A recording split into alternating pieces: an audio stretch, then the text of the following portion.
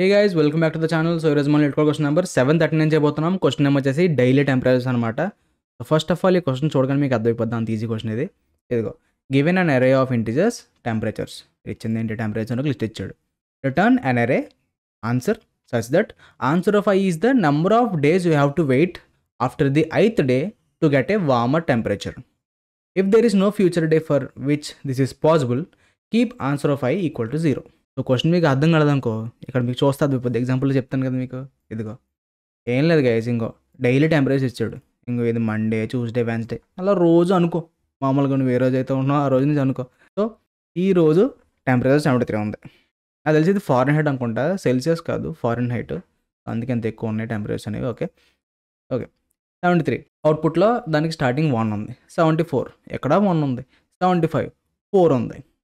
అదేంటి బ్రో ఒకటే పెరిగింది కదా ఇక్కడ సడన్గా 4 అయిపోయింది అంటారేమో. మనం చేయాల్సింది ఏంటో తెలుసా, ప్రజెంట్ డే కన్నా కొంచెం వామ్గా ఉండి డే రావాలంటే ఎన్ని రోజులు వెయిట్ చేయాలి. ఇప్పుడు 73 ఉంది, నెక్స్ట్ డే 74 అంటే 1 డే వెయిట్ చేస్తే ఈ రోజు కన్నా కొంచెం ఎక్కువ టెంపరేచర్ రేపు ఉంటుంది కదా, అందుకు 1. సేమ్ అలాగే 74 దగ్గర ఉన్నాం ఇప్పుడు.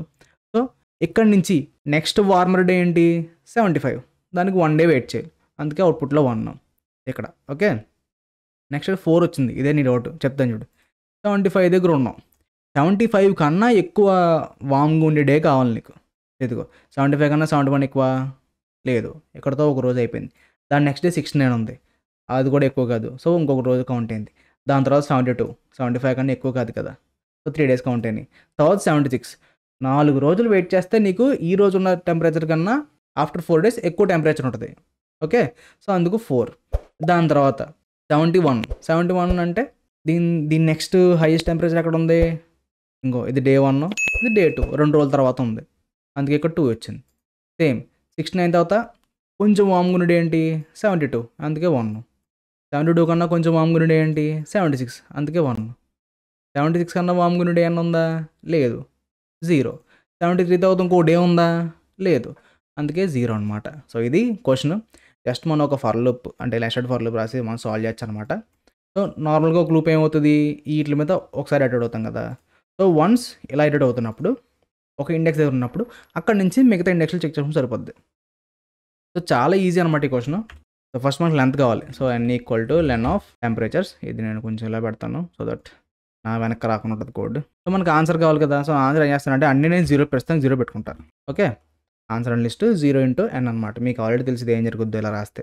ఇప్పుడు ఏం చెప్పాను, ఒక ఫర్ లూప్ రాయాలనగా, so for I in range of n అంటావు. ఇప్పుడు ఈ 8th ఎలిమెంట్ నుంచి మిగతా ఎలిమెంట్స్ కూడా చెక్ చేయాలి కదా. అంటే ప్రజెంట్ ఇప్పుడు ఫస్ట్ డేలో ఉన్నాం, నెక్స్ట్ వార్మర్ డే ఎక్కడ ఉందో మీకు తెలియాలి. అంటే ఏం చేయాలి, ఈ ప్రజెంట్ ఉన్న దగ్గర నుంచి నెక్స్ట్ ఎలిమెంట్స్ ఇప్పుడు అంతే కదా. ఇప్పుడు ఇంక ఇక్కడ ఉన్నావు అనుకో, ఇక్కడ నుంచి ఇలా ఈ నెక్స్ట్ ఎలిమెంట్స్లో నువ్వు ఎక్కడ వార్మ్ డే దొరుకుతుందో చెక్ చేస్తావు. దాని తర్వాత నెక్స్ట్ అడ్రస్లో ఇక్కడ మూవ్ అవుతావు కదా. సో దీని తర్వాత ఉన్న ఈ పార్ట్లో నువ్వు వార్మర్ డే ఎక్కడ చెక్ చేస్తావు. సో అలా నువ్వు తర్వాత ఉన్నాయి చెక్ చేసుకుంటూ వెళ్తావు. Simply for j in range of I+1 నుంచి n దాకా, అంతేగా చివరి దాకా చెక్ చేయాలి. సో ఎక్కడ నువ్వు ఇంకొక థింగ్ అయితే చేయొచ్చు, ఎప్పుడైతే వార్మ్ డే దొరికిందో ఇన్నర్ లూప్ని బ్రేక్ చేసేయచ్చు. Okay so if temperatures of j is greater than temperatures of I, ఇలా అయితే కనుక answer of I equal to j - I పెట్టుకుంటావు. అంతేగా. మీకు ఇంకా ఈజీగా చెప్పాలంటే ఇండెక్స్లో చెప్తున్నాను చూడండి. సో I అంతా 0, j ఎక్కడ స్టార్ట్ అవుతుంది 0 + 1 అంటే 1 దగ్గర స్టార్ట్ అవుతుంది, ఎక్కడి నుంచి స్టార్ట్ అవుతుంది 74 ఫస్ట్ అడ్రస్లో చెప్తున్నా. సో టెంపరేచర్స్ ఆఫ్ j అంటే ఏమవుతుంది 74 వస్తుంది, టెంపరేచర్స్ ఆఫ్ I అంటే ఏమవుతుంది 73 ఉంది. గ్రేటర్ దానే కదా, ట్రిగర్ అయింది కదా ఇఫ్ కండిషను. ట్రిగర్ అయిన తర్వాత ఆన్సర్ ఆఫ్ I అంటే అంత 0 కదా. సో ఇందులో 0 పొజిషన్లో ఏం పెట్టమంటున్నాను, j - I 0, j అంతా 1. So answer of I equal to ఇక్కడ 1 సెట్ అవుతుంది. నెక్స్ట్ అడ్రస్ కూడా సేమ్ అవుతుంది. దాని తర్వాత 74 వస్తుంది. 75 అంటే I 2 దగ్గర ఉన్నట్టు, అంతేగా. ఇది 0 ఇండెక్స్, ఇది 1 ఇండెక్స్, ఇది 2 ఇండెక్స్. సో 2 దగ్గర ఉంది, I వచ్చేసి 2. ఓకే j ఎక్కడ స్టార్ట్ అవుతుంది 2 + 1 అంటే 3 దగ్గర స్టార్ట్ అవుతుంది, ఎక్కడ స్టార్ట్ అవుతుంది ఎక్కడి నుంచి చెక్ చేసుకుంటాం. ఎక్కడైనా ట్రిగర్ అవుతుందా, ఇది అవ్వదు, ఎందుకంటే 71 అనేది 75 కన్నా తక్కువ. సో అలా నెక్స్ట్ అంటే 4th ఇండెక్స్లో చెక్ చేస్తావు, అది కూడా సెట్ అవ్వదు. తర్వాత 5th ఇండెక్స్లో చెక్ చేస్తావు, 72 ఉంది, అది కూడా ఎక్కువ కాదు. దాని తర్వాత 76 ఇక్కడ ఎక్కువ. 6th ఇండెక్స్ 6, j అనేది 6, అప్పుడు ఇది ట్రిగర్ అయింది. అండ్ 6 - I ఎంత 6 - 2 ఎంత 4 కదా. సో ఆన్సర్ ఆఫ్ 2 దగ్గర వెళ్ళి నువ్వు 4 పెట్టుకుంటావు. ఇలా మనం లైక్ ఒకే దెబ్బకి మనం ఈజీగా ఈ టెంపరేచర్ అనేవి అదే రిజల్ట్ అనేది తెచ్చుకోవచ్చు అనమాట. అండ్ చెప్పాను కాదు ఇంకొక థింగ్ ఏంటి, ఎప్పుడైతే ఇది ట్రిగర్ అయిందో ఇంక మనం మిగతా చెక్ చేయాల్సిన అవసరం లేదు. So simply we can break అనమాట. ఓకే, ఈ బ్రేక్ రాయడం వల్ల ఓన్లీ ఇన్నర్ లూప్ మాత్రమే బ్రేక్ అవుతుంది. అంటే నెక్స్ట్ ఇటరేషన్ కంటిన్యూ అవుతుంది అనమాట. ఒక్కసారి నీకు దొరికిందంటే ఇప్పుడు 73 దగ్గర ఉన్నావు, స్టార్టింగ్లో చెప్తున్నాను నేను 73 దగ్గర ఉన్నావు, జే వచ్చేసి ఇక్కడ స్టార్ట్ అయింది, స్టార్టింగ్లోనే ట్రిగర్ అయిపోయింది ఎందుకంటే ఎక్కువ దొరికింది కాబట్టి. అక్కడతో నువ్వు ఆపేసి నువ్వు 1 అని చెప్పి రిటర్న్ చేయొచ్చు అనమాట. దాంట్లో సెట్ చేసుకోవచ్చు, మిగతా చెక్ చేయాల్సిన అవసరం లేదు. అంటే ఇప్పుడు ఫర్ ఎగ్జాంపుల్ ఇలా నువ్వు చెక్ చేసుకుంటా పోయావు ఇంకో బ్రేక్ చేయకుండా. సో హైయెస్ట్ టెంపరేచర్ ఎక్కడ ఉంది, ఎక్కడ ఉంది అర్థమైందా? సో దీనికన్నా హైయెస్ట్ టెంపరేచర్ ఎక్కడ దాకా ఉంది అక్కడ దాకా వెళ్ళిపోద్ది అనమాట, చివరి దాకా. సో బ్రేక్ చేయడం చాలా ఇంపార్టెంట్, లేకపోతే మనకి ఆన్సర్ తప్పు వచ్చేస్తుంది. ఓకే, సో నువ్వు మిగతా ఈ లాస్ట్ 2 ఎలిమెంట్స్కి ఏంటి, నువ్వు ఆల్రెడీ ఇనిషియల్గానే అన్ని జీరోస్ తీసుకున్నావు. సో ఒకవేళ ఉంటే కనుక మాడిఫై అవుతాయి, లేకపోతే జీరోలు ఉండిపోతాయి. సో మనకి ఇలా మనకి ఆన్సర్ అయితే వస్తుంది అనమాట. రిటర్న్ ఆన్సర్ అంటే సరిపోతుంది. ఒకసారి రన్ చేస్తున్నా దీన్ని, మనకి రన్ అయితే అయింది, సబ్మిట్ చేద్దాం. సో ఇక్కడ మనకి టీఎల్ వచ్చింది ఎందుకు, బికాజ్ ఇది నెస్టెడ్ లూప్స్ ఫాలో అవుతున్నాం కాబట్టి టీఎల్ వచ్చింది. అండ్ దట్ ఎందుకంటే చూడు మనకి 10⁵ ఉంది, 10⁵కి మ్యాక్సిమం n² అంటే కష్టం అనమాట. సో ఇప్పుడు మనం దీన్ని ఇంకా ఆటోమేటిక్గా రాద్దాం. అండ్ దీని స్పేస్ వచ్చేసి O(n), మనం ఆడ ఎన్ని ఇస్తున్నాడు ఎలిమెంట్స్ అంత స్పేస్ అయితే యూస్ చేసుకున్నాం కాబట్టి స్పేస్ వచ్చేసి O(n). ఇది మాత్రం నెస్టెడ్ ఫర్ లూప్ కాబట్టి O(n²). దీనికి మనం ఎలా చేయొచ్చు అని అనుకుంటున్నారు? సో మన టాపిక్స్ చూద్దాం. ఇంకో స్టాక్, మనం స్టాక్ అయితే యూస్ చేయొచ్చు అనమాట. మోనోటానిక్ స్టాక్ కూడా యూస్ చేయొచ్చు, అది కంప్లీట్ అప్ టు యూ, మీకు ఏది నచ్చితే అది ఫాలో అవ్వచ్చు. సో నేనైతే నేను బేసిక్గా అర్థం కావడానికి అందరికీ స్టాక్ వర్షన్ అయితే చెప్తాను. సో అయితే రిమూవ్ చేస్తున్నా. సో ఇదంతా కామన్, ఇక్కడ మనం స్టాక్ ఈక్వల్ టు కనిపిలిసి తీసుకుంటాం. అండ్ ఇప్పుడు దీన్ని మనం ఎలా రాయొచ్చు అంటే, మనం ఐటెడ్ అవుతాం కదా. సో ప్రజెంట్ ఉన్న టెంపరేచరు స్టాక్లో ఉన్న టాప్ ఎలిమెంట్ కన్నా ఎక్కువ ఉందంటే అప్పుడు మాత్రం మనం ఒక థింగ్ అయితే చేయాలి లోపల. సో అది నేను మీకు ఎలాగో చూపిస్తాను. For i in range of n times అయితే రన్ అవ్వాలి. లోపలికి వచ్చిన తర్వాత ఇక్కడ మనకి చెకింగ్ మారిపోద్ది. వైల్ స్టాక్లో వాల్యూస్ ఉండాలి అండ్ టెంపరేచర్స్ ఆఫ్ i అనేది greater than temperatures of stock of -1. -1 అంటే టాప్ ఎలిమెంటే కదా, మీకు ఆల్రెడీ స్టాక్ తెలిసే ఉంటుంది ఎందుకంటే మనం చాలాసార్లు స్టాక్ అయితే యూస్ చేసాం. సో దానికన్నా ఎక్కువ ఉందనుకో, previous equal to stack dot pop of and అలాగే answer of previous equal to i minus previous. ఇందాక చేసిన లాజిక్ చేస్తున్నాం, కాకపోతే ఇప్పుడు మనం స్టాక్ యాడ్ చేసుకోవాలి. సో మనకి ఫస్ట్ అడ్రస్లో అంటే ఫస్ట్ ఎలిమెంట్ ఉన్నప్పుడు ఇదైతే రన్ అవ్వదు. అండ్ కంగారు పడకండి, ఈ స్టెప్ మీకు ఇంకా అర్థం కావట్లేదంటే నేను ఒకసారి ఎక్స్ప్లెయిన్ చేస్తాను. మొత్తం ఆన్సర్ అయిపోయిన తర్వాత ఏం లేదు, ఇంకా జస్ట్ ఒక లైన్ ఉంది అంతే. సో ఇక్కడ ఏం చేయాలంటే stock dot append of i అంతే.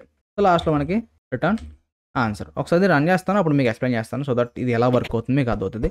ఇందాక చేసిన లాజిక్ మనం ఏం మార్చట్లేదు, జస్ట్ స్టాక్ యూస్ చేసుకుంటున్నాం అంతే. సో ఎగ్జాంపుల్ 1 చూద్దాం. సో గైస్ ఆన్లైన్ కంపైలర్ మొత్తం నేను ఇక్కడ పెట్టాను అనమాట, సో దట్ మీకు ఈజీగా చూస్తే మీకు అర్థమవుద్ది కదని చెప్పేసి ఇలా పెట్టాను. ఓకే, సో ఇది మన టెంపరేచర్స్ ఫస్ట్ ఎగ్జాంపుల్ తీసుకున్నాను. సో మనకి ప్రతి ఇంట్రెస్ట్లో ఏం జరుగుతుందో చూద్దాం.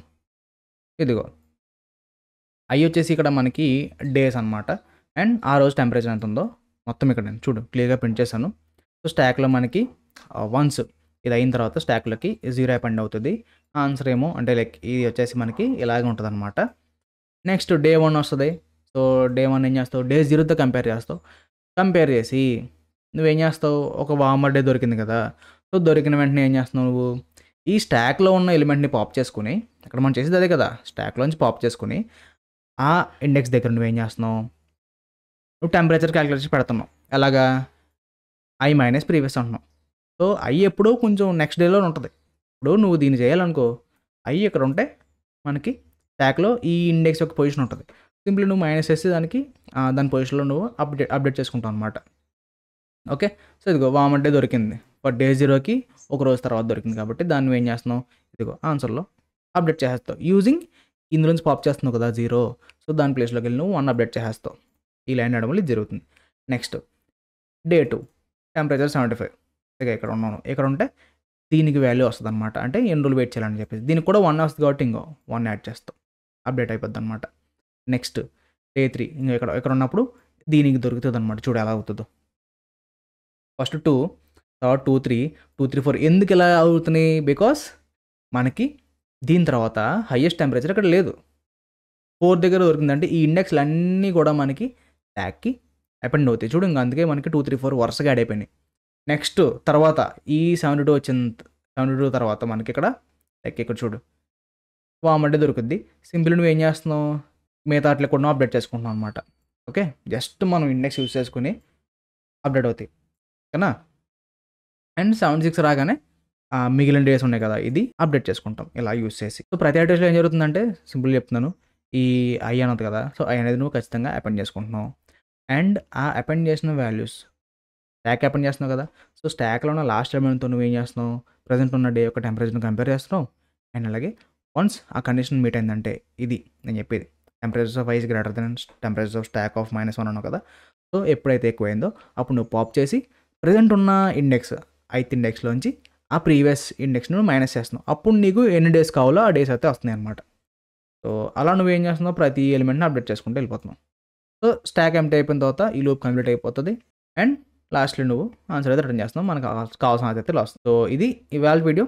అండ్ ఈ కోడ్ యొక్క టైమ్ అండ్ స్పేస్ కొంచెం ఆడుకుంటే మనకి టైమ్ అండ్ స్పేస్ రెండు కూడా మనకి ఓవర్ ఫైనల్ అయిపోతాయి. సబ్మిట్ చేస్తున్నా దీన్ని, సో ఈసారి ఖచ్చితంగా అయిపోద్ది అనమాట. ఇదిగో చెప్పానా, ఇదనమాట ఇవాళ వీడియో. అండ్ వెళ్ళే ముందు ఒక చిన్న ఇన్ఫర్మేషన్ అనమాట. రీసెంట్గా మన ఛానల్లో మెంబర్షిప్ అయితే ఆన్ చేశాను. సో మన ఛానల్కి మానిటరీగా సపోర్ట్ చేయాలనుకుంటే మీరు చేయగలిగే పొజిషన్లో ఉంటే కనుక ఖచ్చితంగా మెంబర్షిప్ అయితే తీసుకోండి. ఒకవేళ తీసుకోకపోయినా ఇట్స్ ఫైన్, నాకు ఇంకోలో కూడా హెల్ప్ చేయొచ్చు. జస్ట్ ఈ వీడియోకి లైక్ బటన్ అయితే ప్రెస్ చేయండి చాలు. సో అది కూడా నాకు చాలా బాగా హెల్ప్ అవుతుంది అనమాట. ఖచ్చితంగా లైక్ చేస్తాను అనుకుంటున్నాను. మళ్ళీ ఇంకో క్వశ్చన్తో మీ ముందుంటా. Till then take care, bye bye.